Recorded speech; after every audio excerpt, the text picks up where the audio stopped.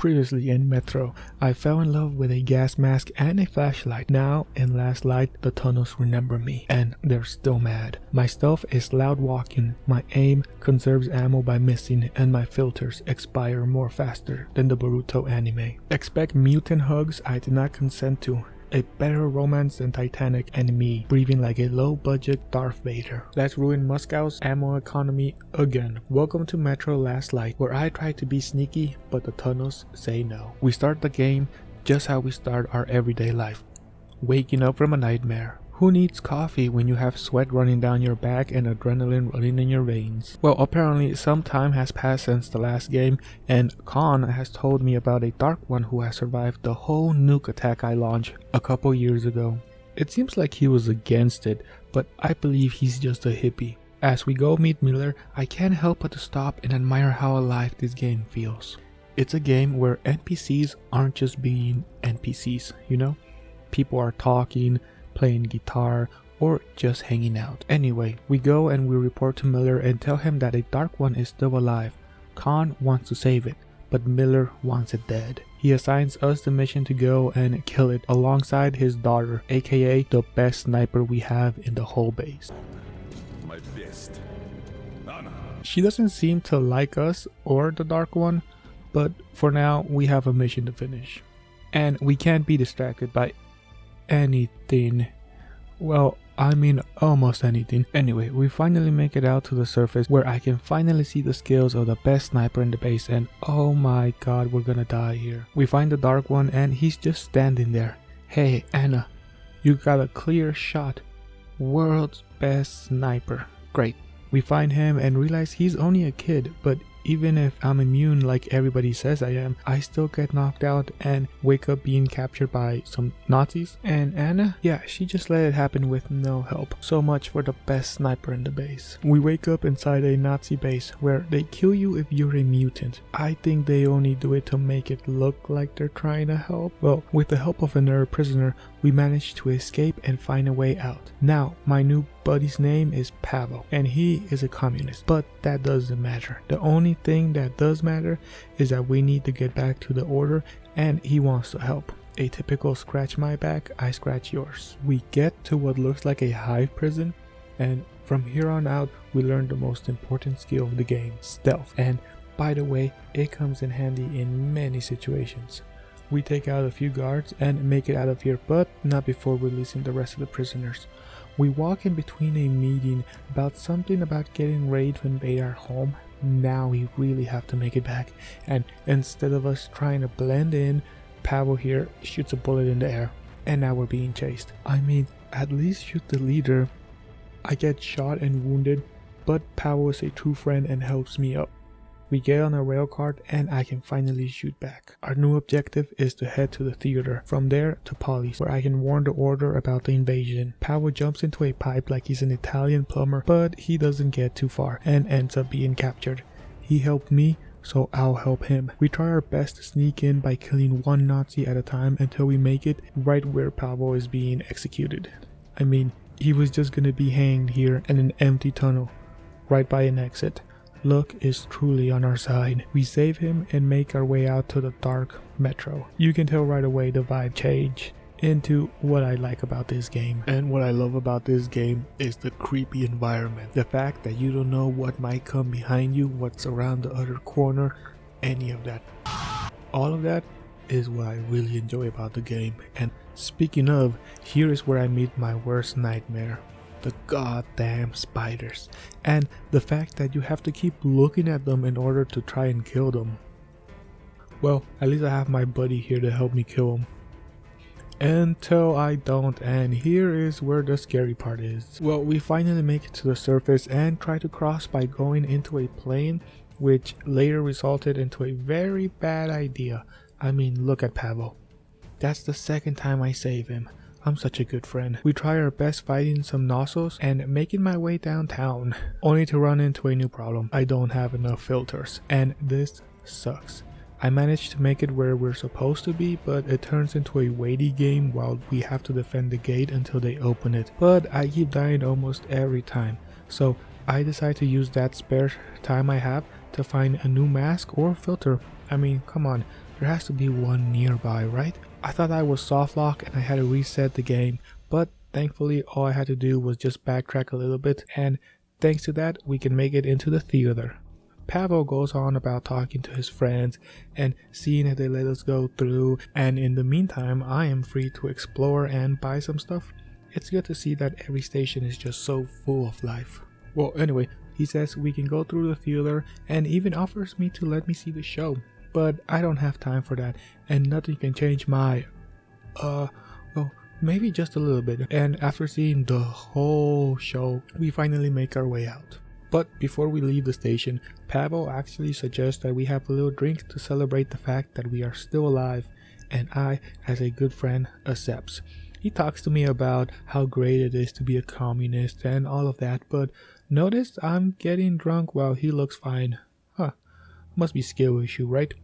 Wait, Pavel, buddy. Don't do this to me, Pavel. Well, yeah, Pavel betrayed us. I know something was gonna happen. I just didn't expect it to be from this guy, the one I considered my friend. I wake up a prisoner, a victim of interrogation. They try a traditional way, but I guess I'm too tough for that. Then they try some sort of truth serum. It only knocks me out and I have a weird flashback of something, I don't know, a dark one protecting me. But why am I remembering this now and not in the last game, you know, where I had a decision to nuke them? Well, I guess it's just trying to make me feel guilty. After I wake up, I discover that they located the creature, the Dark One child. I totally forgot about him. Apparently the Nazis sold him to some freak circus for like 200 bullets. I guess I know where to look for him now. But first things first, I have to find a way out of here. Thankfully, the son of the commander was actually nice enough to let me go, and even told me where I can escape. We then discovered their plan to take over D6. Now we really have to go back and warn everybody. We find some weapons, or were they mine? I can't remember. But we make it past all the guards stealthily and make it out. We find an old friend, Andrew the blacksmith, from the first game, and oh boy, does he decide to help me in the best way possible. He lets me borrow a freaking rail car. We now have a ride home, but I know the game isn't about to let me keep this, so I enjoy it while we can. It's pretty much a straight path, only sometimes we have to get off and explore some dungeons, maybe even open a gate. We also unfortunately find an opening to the surface where some Nosales can get in, and really they're not a problem. All we have to do is just shoot them off. We keep going until we meet some people who are running away from the Reds. Not such a good place after all, Pavel. Then they tell us about some bandits who kidnapped some of their own, and we need to try and save them. And honestly, it's what we have to do to clear the way. We save multiple people from getting abused by the bandits, and save children and women from them. After clearing the bandits, we have to continue, but not without saying goodbye to our rail cart. It served us well. May you rest in peace. Now I guess I have to do some exercise and walk all the way to my objective. Or that's what I thought so, but it turns out you can actually ring this bell and then a fisherman will come by with a boat to pick you up. Only thing is we have to defend until he makes it here. That seems like the easy part. The hard part is getting attacked by some shrimp. But even this old man was ready. He had a full box of explosives, which he lit with his cigarette, and damn, now this guy I like. He drops us off where we need to go, and man, just another amazing station where every NPC is doing something. Makes the game feel more alive. We get some information that our dear comrades are here at a brothel. Who would have guessed? We have to find him, but first, a little mini game. Bro, do I have a great aim or what? I thought the game was gonna let me win easy, and then at the very last game make me bet a lot of money only to have some impossible round, but no, I won and even got a teddy bear, who then I eventually give to this little boy, who apparently lost it here. I guess these guys just kept it. We finally make it to the brothel, and I need to be extra careful here. Not because of the Reds or Pavel being near. No, a much more bigger threat is near. My wife is in the bed right behind me, and I fear for my in real life being. Well, we find Pavel as he mentions something about a virus, but somebody distracts me and I have to hide. Pavel seems to be leaving and I have to follow, but we get a little distracted. Well, actually, it happened twice. But don't worry, cause we still managed to make it to Pavel, only for some random guy to come and ruin it for me. Great. Now we have to get out, and the only way out is through the surface. Oh god. Look at that, a swamp. Hopefully we don't run into nothing big. The guy tells me we need to fuel some kind of boat and then leaves us alone. We found the fuel, but something big happened. Now we have to fight until the boat can pick us up, and of course, it's freaking slow. Luckily for me, the shrimp are our friend's favorite meal. Yes, I'm talking about the bitches. And it manages to scare it away. Something tells me it won't be the last time we see him. We make it to our new location where we need to get to a nearby church to meet up with Anna and the rest of the order. We cross some flooded ruins until eventually we get to the church. But this is where we meet our big shrimp friend again. No wonder they were giving me so much ammo before. It's a boss fight. Thankfully, we have the order's best sniper, hitting every shot. Yeah. The shrimp was not too hard, just dodging its random charge attack, and all you have to do is shoot it from behind. Just a couple more shots and our green bottom feeder is now dead. We make it to the rest of the group, and Anna, who finally stopped joking around and seemed to be ashamed of leaving me behind in the hands of our enemies. Well, none of that matters now anyway. We get ready to go through the catacombs as I overhear the rest of the men talking about an old legend of a monster that lives down there, and as always these legends are always true, so let's hope it's not a librarian. Our little talk gets interrupted by a knocking on the door and a familiar voice. The communists have made it to where we are hiding. Knock the door down and take Anna hostage, but they made one mistake, leaving me alive. With our only way out being the catacombs, we follow Anna hoping we can make it in time. We go down an old elevator, killing everything in our way, and I mean everything. But there seems to be too many for my double barrel shotgun.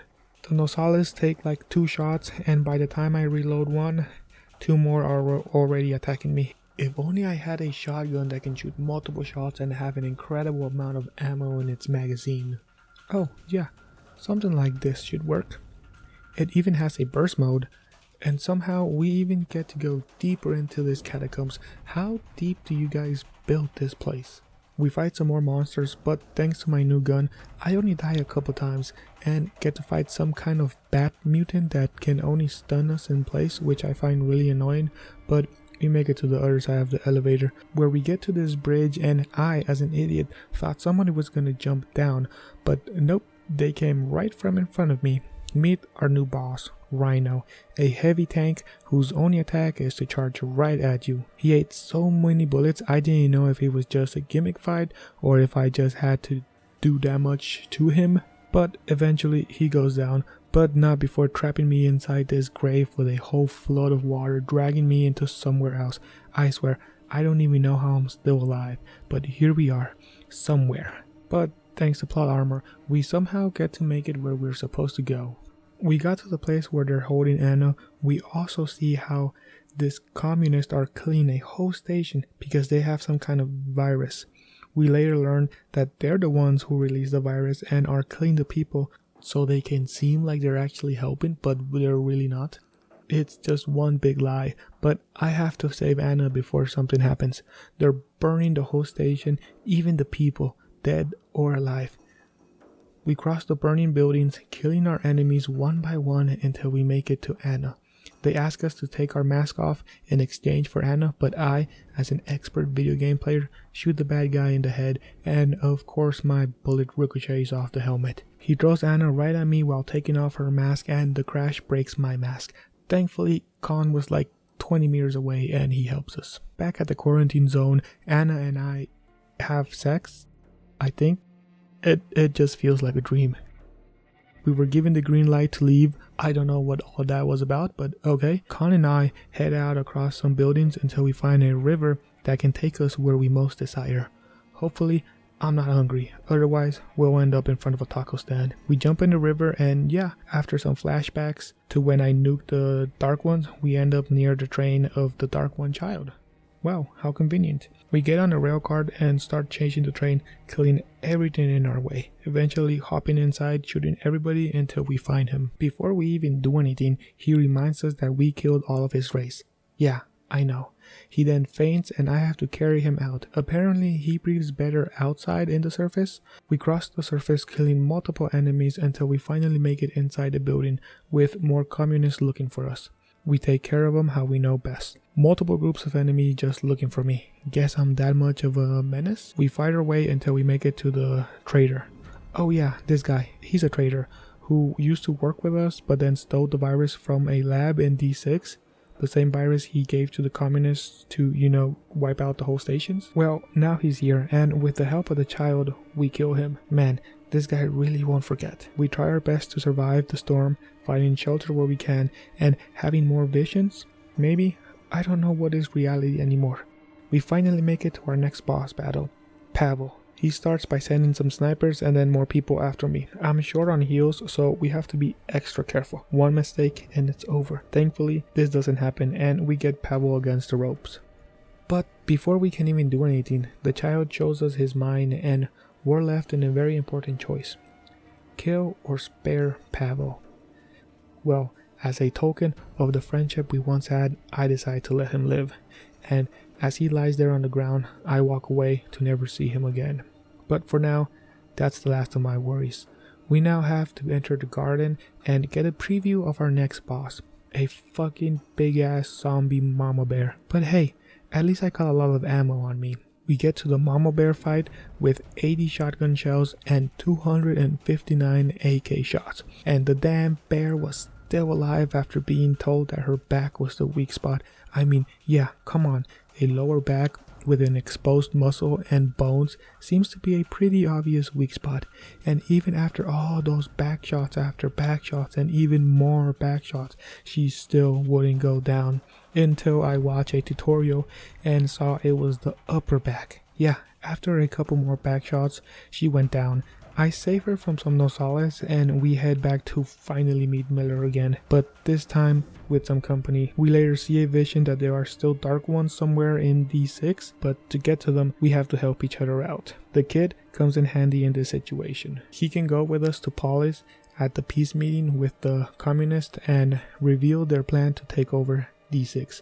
We now have to run back to D6 and try to save it from the invasion. And boy, let me tell you one thing. This has to be the most fun mission in the whole video game. This is where FPS skills have to shine. The chaos never stops. They keep coming one after another. Bullets and grenades come flying everywhere. Flamethrowers and shields, heavy shoulders, and even after all that, we stand victorious. Miller mentioned something about a bomb, and we all agree that if it comes to that, we all go. Just as he finishes, a second train comes out of nowhere, and just like that, all of our men are killed. Just Miller and me, and with the last of my strength, I set the bomb off, destroying D6 and everybody in it, including myself. We then see what looks like Anna telling the story to what looks like my son. Guess we did smash.